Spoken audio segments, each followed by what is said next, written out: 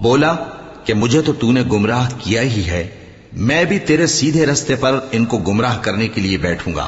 پھر ان کے آگے سے اور پیچھے سے اور دائیں سے اور بائیں سے غرض ہر طرف سے آؤں گا، اور تو ان میں اکثر کو شکر گزار نہیں پائے گا۔ اللہ نے فرمایا نکل جا یہاں سے پاجی مردود، جو لوگ ان میں سے تیری پیروی کریں گے میں ان کو اور تجھ کو جہنم میں ڈال کر تم سب سے جہنم کو بھر دوں گا، اور اے آدم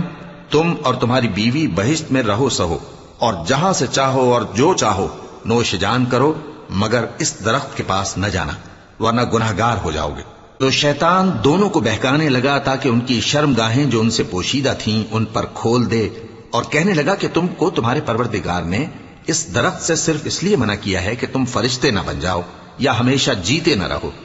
اور ان سے قسم کھا کر کہا کہ میں تو تمہارا خیر خواہ ہوں۔ غرض مردود نے دھوکہ دے کر ان کو معصیت کی طرف کھینچ